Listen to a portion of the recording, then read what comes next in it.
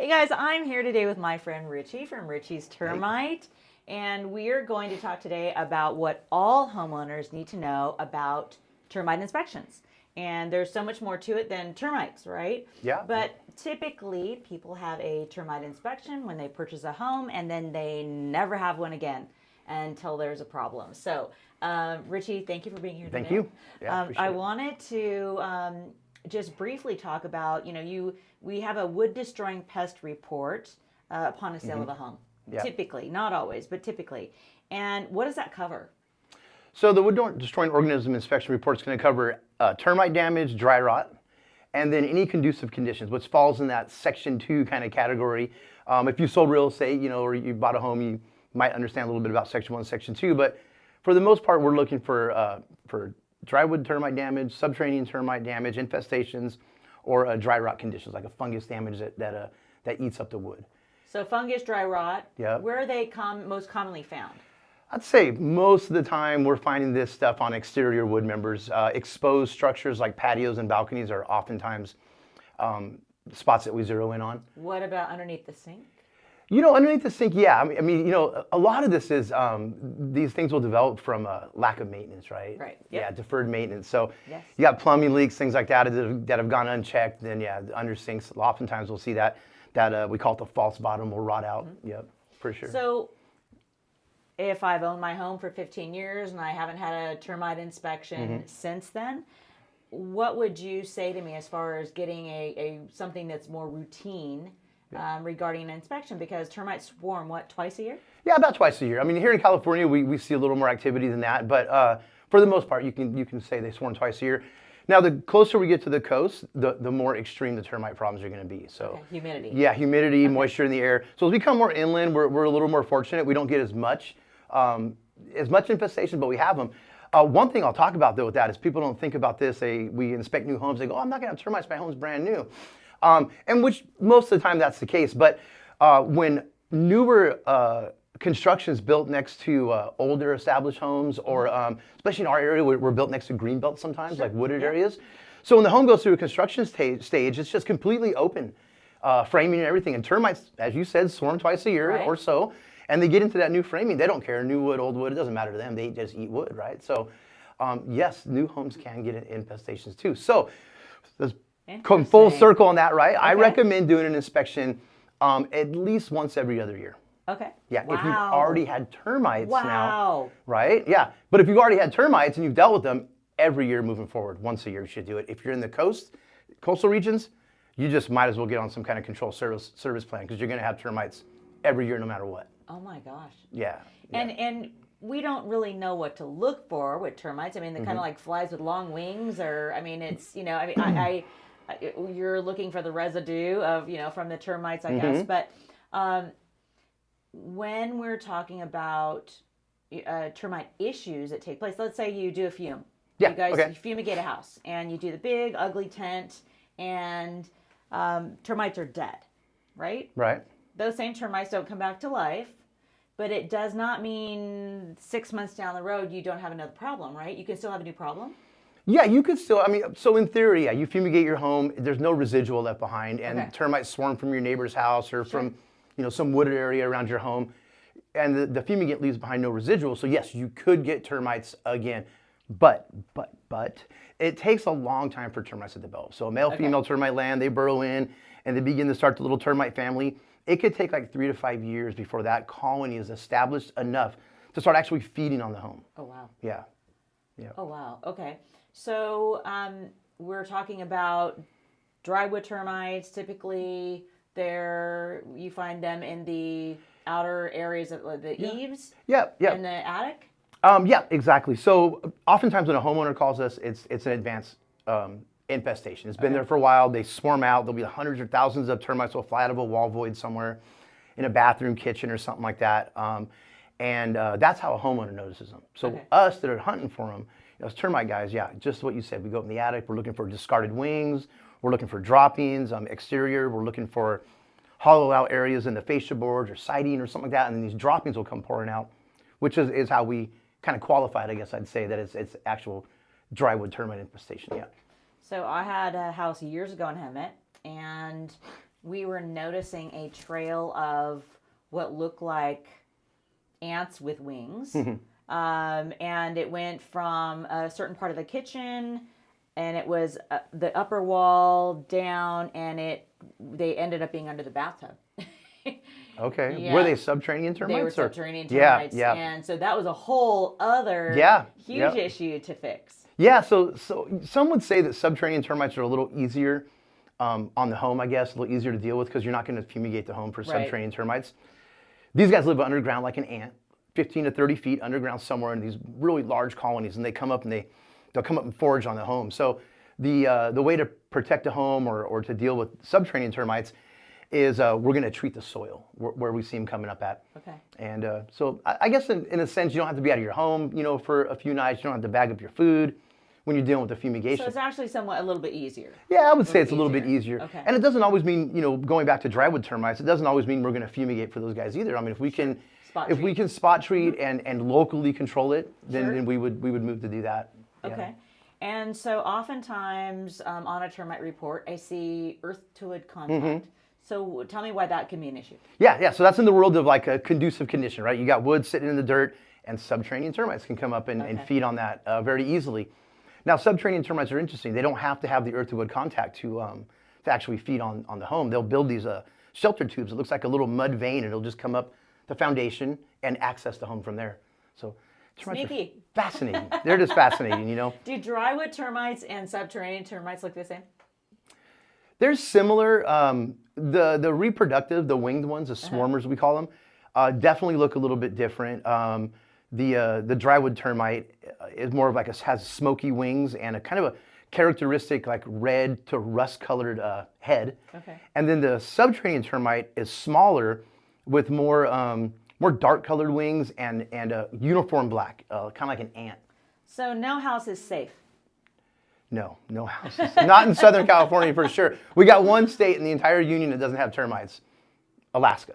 It's just frozen. Right? They can't survive there. So, but no, other than that, our coastal regions obviously are going to be, from Oregon all the way wrapping down around to Florida. Our warmer coastal regions have extreme termite problems. Hawaii, extreme termite problems. Yep. But as we get, to the other side of the country and our colder coast, we don't see as much. We see more subterranean termite activity.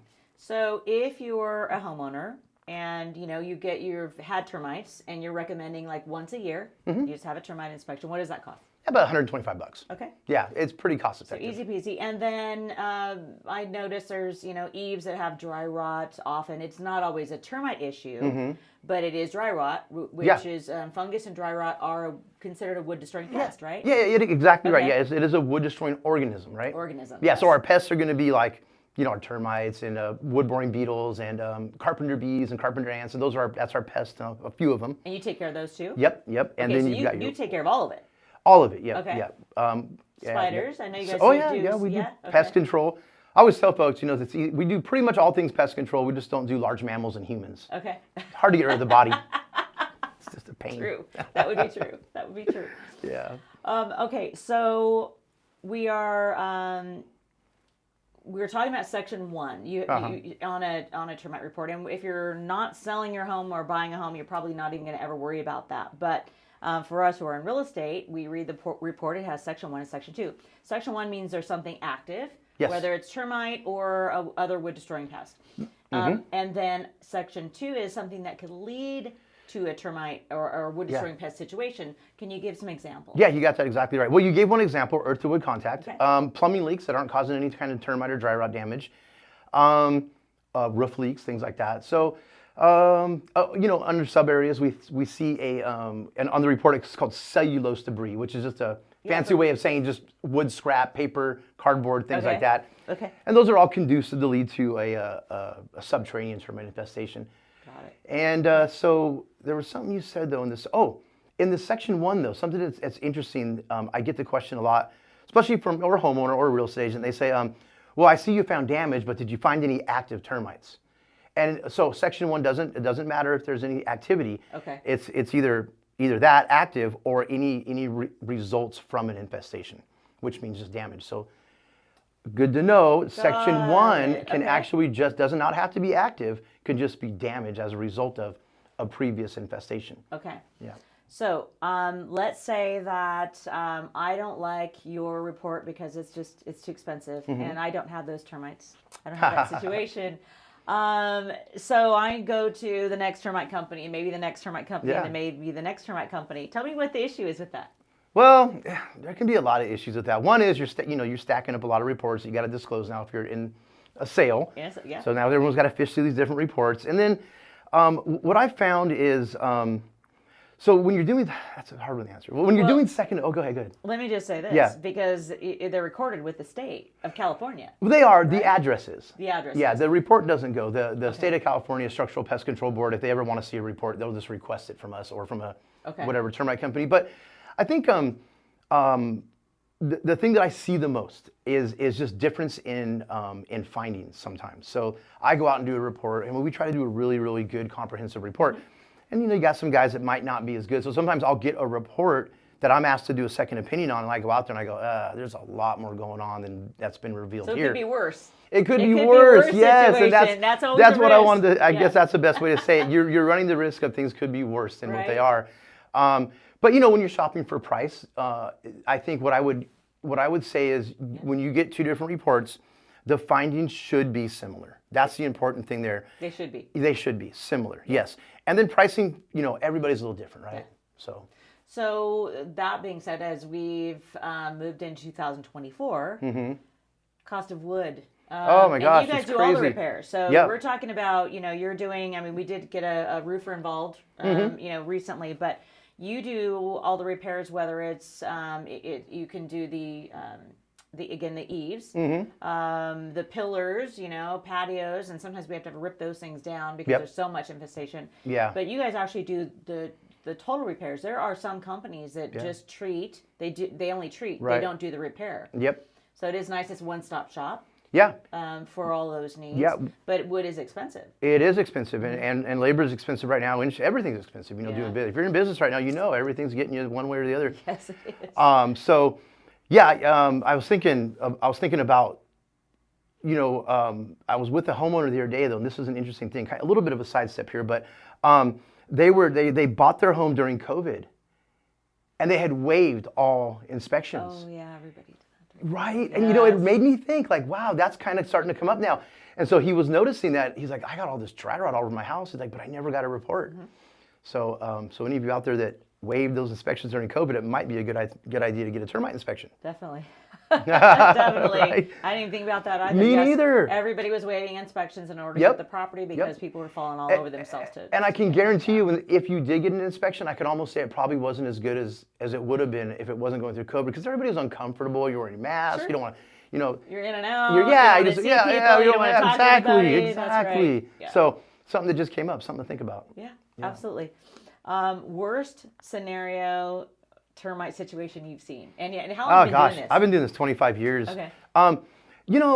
Homes change hands often, so I haven't seen anything too crazy on a home. I'm trying to think. I think back in Long Beach years and years ago, I was doing an inspection, and it was like a stucco kind of pop out wing wall. And we had to open it up, and literally the framing was completely gone. I don't know how the thing was standing up. It was just, we grabbed the wood and it just fell apart from subterranean termites. Sure. Yep. More in the pest control world, we see gross stuff like just nasty things. So, but because that's part of that job. But termite, patio covers. Just seen some really bad patio covers and balconies. We see that all the time. They get beat up, and oftentimes homeowners are like, we don't even go out there. You shouldn't, because you're going to fall through. Yeah, we've seen a couple of those for sure. I've got one I'm sending you on that's going to probably be a situation much like that. Yeah. And then lastly, let's talk about something that changed the termite industry when it came to the fumes. Right, people would shut off their own gas. Oh my gosh! Yes. So that happened way back. I want to say in '99, maybe somewhere around there. A house blew up in San Pedro. And I actually knew the people who owned the fume company at the time. And thankfully, nobody got hurt. The thing was all contained, in a tarp. So when it blew up, it didn't really, and everyone was gone, obviously. No one was in the building. So, but that was a game changer. And the kind of short story to all that was the homeowner had built a deck. had used fashioned up a shutoff valve, but there was like 6 different meters. So the fume companies would go off and just shut the valve off, right? Sure. And that was just the normal thing to do. Well, all the gas coming through, that shutoff valve couldn't hold the volume of gas coming through, so it leaked. Now, and then it filled the tarp up, and probably a refrigerator clicked over, a thermostat, something sparked, right? But what happened was also the gas company, I believe, got in a lot of trouble because the gas meter reader was falsifying all the meter reading when they would go by to read the meter, because he couldn't see them because they were built underneath the deck. So the gas company after that was like, nobody's touching our stuff. That's it. Yeah, so that was it. And so the gas company has to come out. We have to notify 48 hours prior to doing the fumigation minimum. They come out, they'll shut the gas off and all that stuff. So they come back, and it's all free service. They don't charge anything to do it.